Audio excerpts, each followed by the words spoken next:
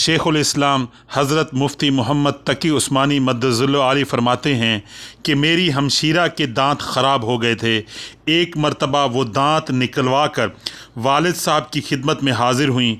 आपने उनका हाल पूछा तो अपना हाल बताते हुए उनके मुंह से ये बात निकल आई, अब्बा जी, ये दांतों का मामला भी अजीब है।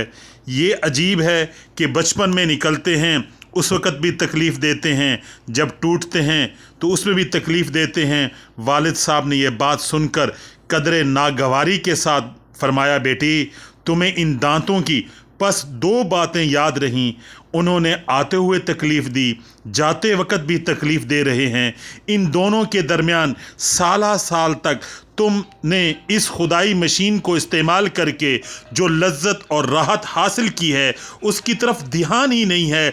इस तरह वालिद साहब ने बातों बातों में अपने मुताल्लिकीन को भी अल्लाह की नेमतों का इस्तेज़ार और अदाए शुक्र की तलकीन फरमाते रहे।